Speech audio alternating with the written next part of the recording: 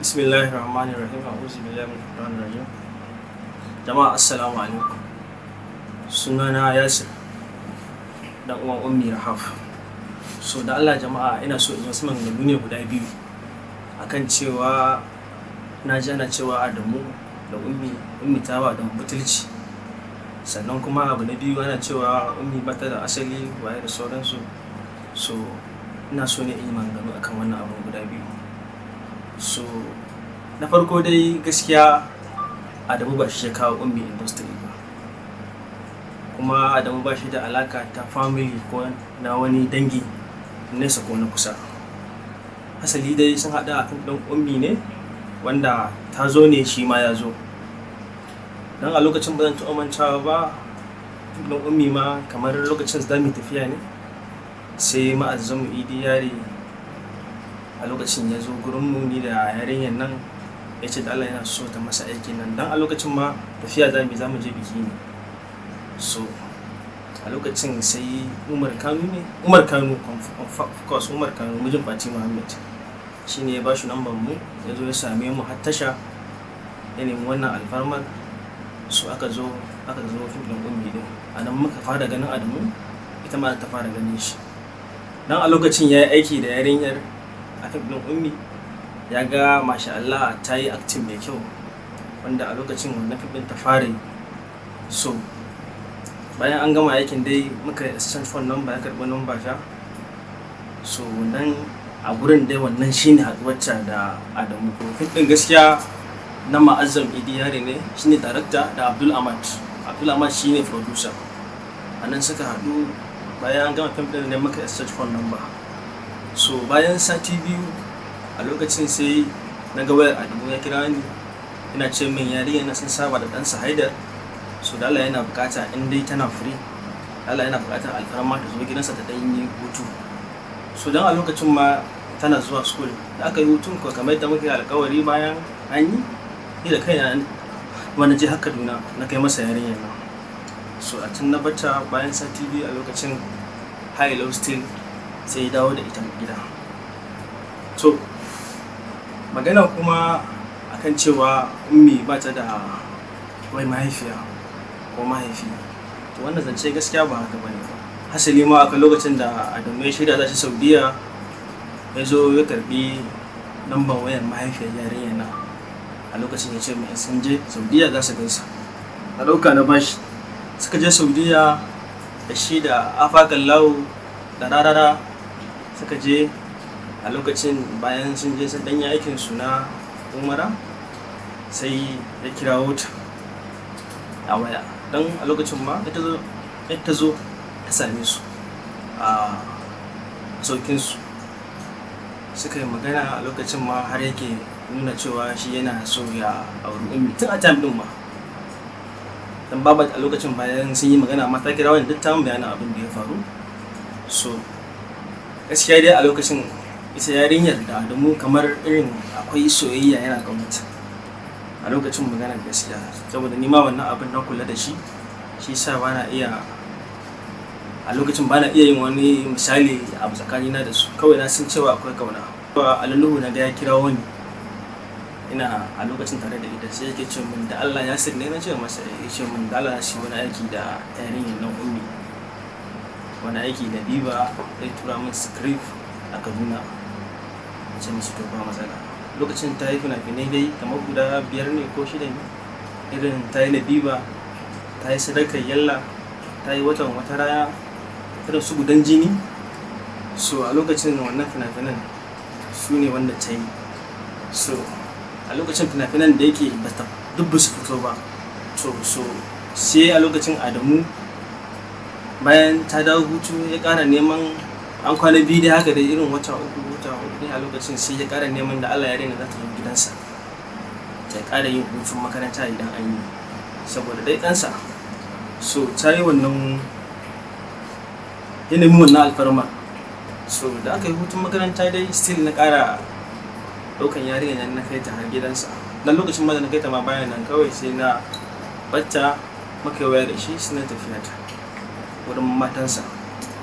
So bayan na dawo Kano ta ɗan kwana biyu a can, so sai na samu labari ya rabu da matansa, an dauki yarinya an kai ta gurin mahaifiyarsa tana zaune a gurinta. So bayan a lokacin ni kuma ina can family ina ta shan tambayoyi na ummi na a lokacin ban samu time bane na dawo na dauke ta na ce amma insha Allah zan zo dauko ta. Dan a lokacin akwai yayana ma shi bai ma samu labarin ummi tana wani film ba, ni ban dauki film komai ba, na dauka da mun film ne a guri na sana'a ce, business ne shi take yi. To yana ya zo shi yarinyar nan ashe film ta fara yi, ya ga film ummi na ya fito, dan ni kuma ga masa ban yi ba a lokacin, saboda a lokacin muna tare da ita yarinyar ummi da. So yayin nawa da ya zo ya fara gaggiyar maganganun sarransa, to amma a lokacin ya san ita rashin fahimta. Daga baya kuma da ya fahimce ni sai kuma yake tunanin cewa a dagatar gaba daya. Kawai a lokacin da man ta fina-finai da yawa duk ba su fito bane ba, sun ci gaba da fitowa ɗaya bayan ɗaya, sai yake ganin cewa kamar ba a daina bane ana yi. Sai ya ɗauke ni ya kai ni ƙara wurin 'yan Hisba. A lokacin ma kai ba ni ya kai ba ma, yarinya ya fara kaiwa. So daga nan sai yayan na kai ni Hisba. A lokacin aka rufe ni, dan gaskiya a Hisban nan ba laifi na sha wahala, dan har aski suka yi min, suka dake ni sosai.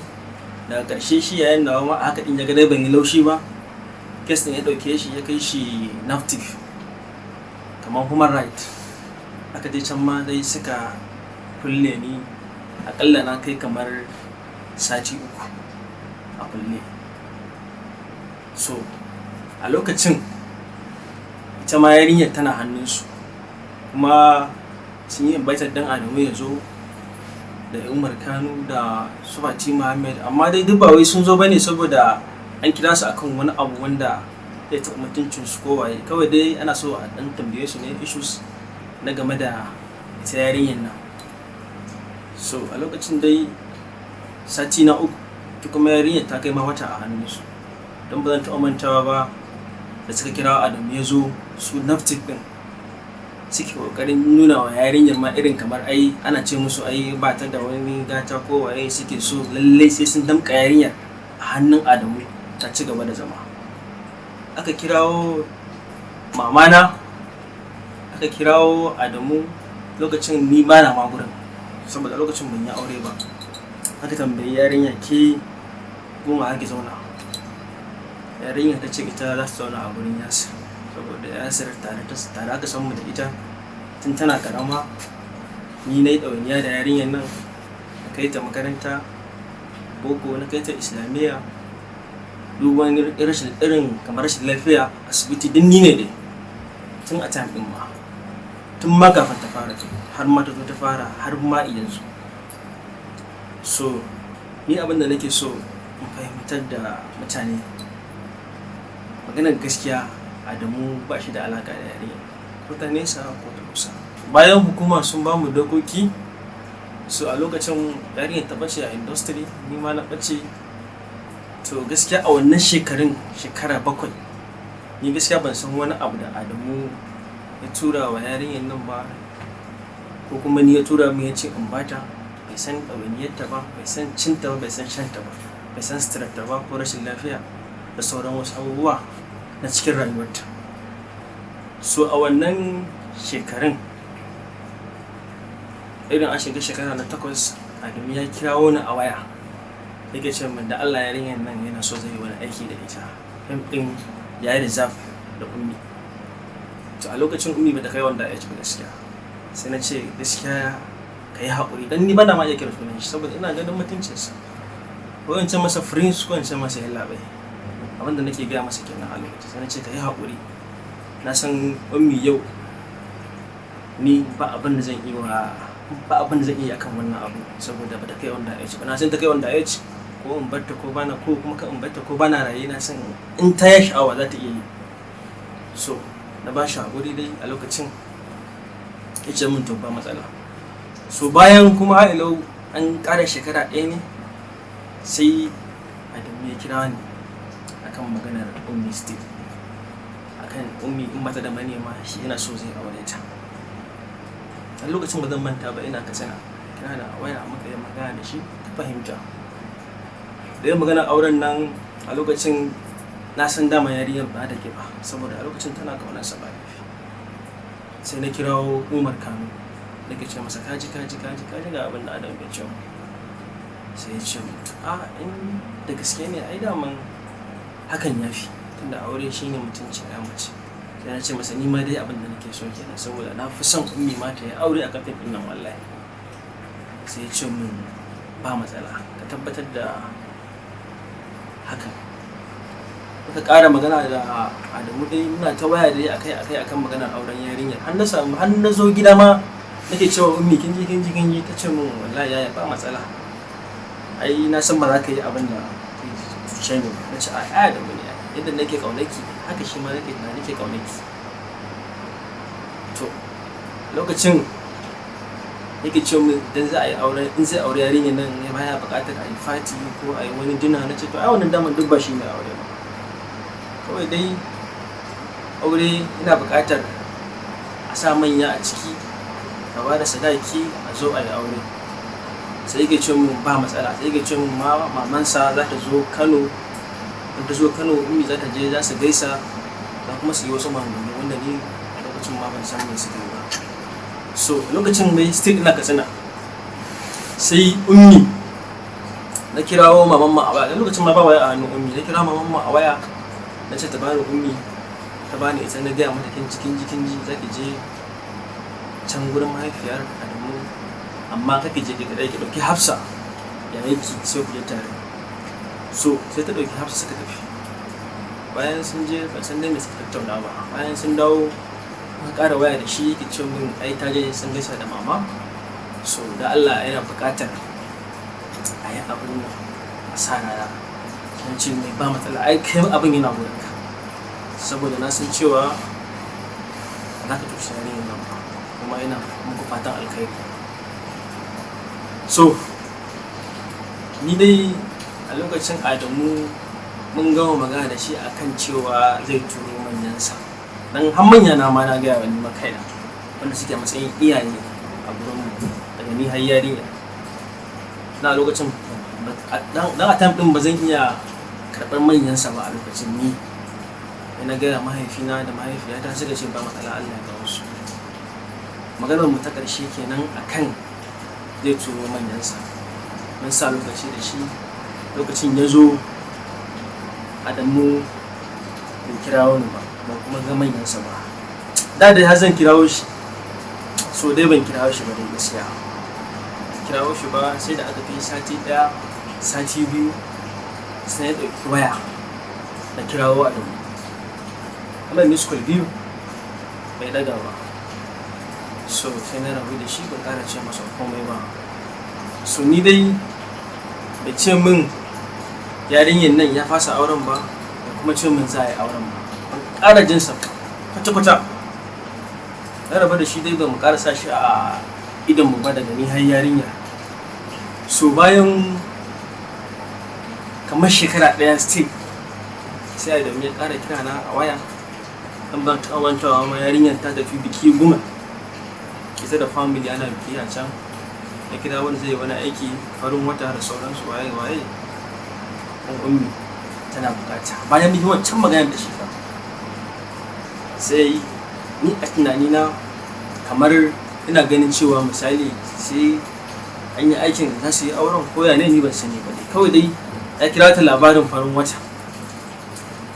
Lokacin sai na accepting, na ce masa ba matsala, tunda yanzu ummi ta kai wanda daman tana mun magana ma ita daman tana so ta koma university, kuma na mata accepting, na mata alƙawari za ta koma, tunda ba wanda zai mara jagora in ba ni ba, sai kuma Allah ne zai mara jagora ba ni ba, Allah ne zai mara jagora. So ummi sun je sun yi aikin farin wata, dan kafin ma su yi sai da muka karɓi form na kamfaninsa, muka je nan sanso na Kano, ni na yi signing. Muka je sanso na can NTA ma, can ma aka kawo ni na yi signing. Komai ni na zai sa hannu akan aikin wanda ta yi na farin wata. Ta je ta yi aikin farin wata, aka ɗauke ta satin ta biyu a can ana aikin. So bayan ta gama aiki ni dai ta bugo min waya ga tanan tana hanya ta dawo bayan sati biyu kenan. Ta dawo da kuɗin aiki naira 35,000 ta zo min da su gida ta ce min wai ga shi nan da abin da na samu na aikin ta 15,000 na aikin farin wata wanda a gamme ba ta ce min kuma 20,000 ga shi nan akwai wani ko yaransa ne wani sammani wanda kwanaki ma hotunan suka ta yawo da yarinya ana cewa ta yi aure akan daman ba aure bane hoto ne na fasta waka da suka yi. So wannan kudin wakan ne shi yaron ya biyo ta hannun Adamu ya karbi 20,000 akan wannan wakar da za a yi guda biyu ya ba wa yarinya su ne kudi 35,000. Dan a lokacin ma kudin ma ta dauka barje kasuwai Ibo Road ne ta so kayayyaki wanda za su yi wakar tare dan ko kangala ma a kudin mayariyan ma bata fara ba. So ni dai abin da nake so in nuna wa mutane da ake ta kalma guda daya akan yarinyar nan butulci. To ni dai a iya tunani na ban ga wani abin butulci a nan ba. Ana ta maganar butulci so ni gaskiya wannan abin ya taba ni sosai, ya taba min zuciyata saboda ni a iya tunani na a cikin shekara 13 nan yarinyar take rayuwa tare da ni da ita bai san cinta ba, bai san shanta ba, bai san suturarta ba, bai san rashin lafiyar ta ba, bai san komai nata ba. So dan Allah jama'a a iya ni tunani na tsakanin shi da yarinyar nan waye wanda butulci. Saboda ni a iya tunani na wallahi ban taba tunanin zan fito ma ni in yi magana ba. Saboda ni har yanzu mutumin nan a zuciyata da sauran mutuncinsa, ita kanta yarinyar ita ma haka.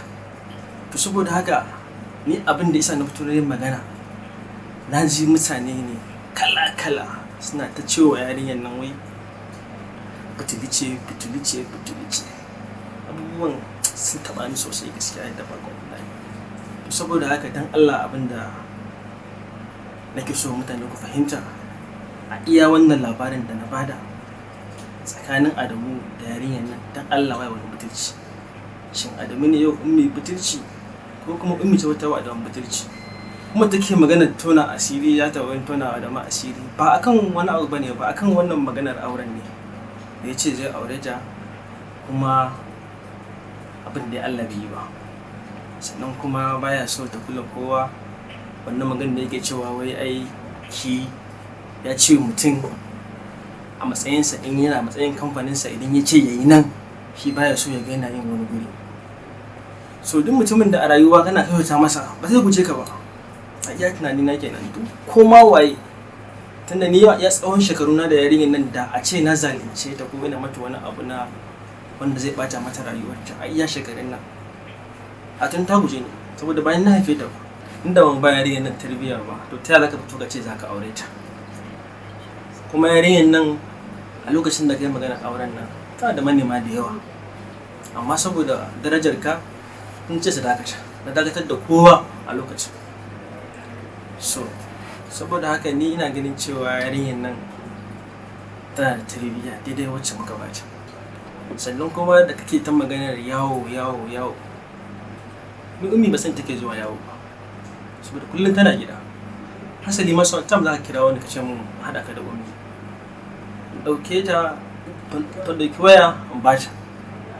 So wani lokacin kuma kira ni bana gida zan ce maka bana gida, in na dawo amma zan haɗa ku. Wani lokacin ma sau nawa zan dawo in kira ka a waya miss call nawa ba za ka yi fikin ba kuma ba za ka biyo baya ba.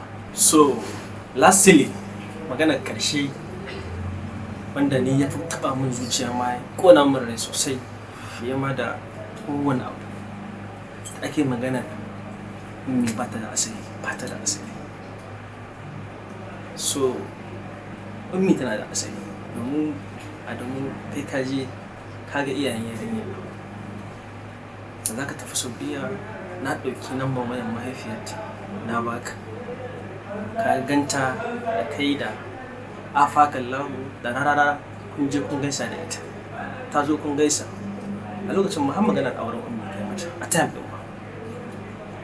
So saboda haka ummi tana da iyaye da mahaifinta da mahaifiyarta ga mahaifin ummi ga mahaifiyar ummi. So kaga bayan lokacin ka dawo daga Saudiya ma ka zo har family house mu, kai da Tahir Fage da Abu Sarki ka zo ka ga da kaman maman mu har gida. Dan Allah jama'a ku yi mana adalci, me abin butulci a nan a cikin wannan magana da na faɗa. Dan Allah gaba ɗaya, idan akwai wacce ne ma ƙarya Allah ya saka ma, idan kuma akwai wacce ne ma sharri ka fito ka ƙaryata ni.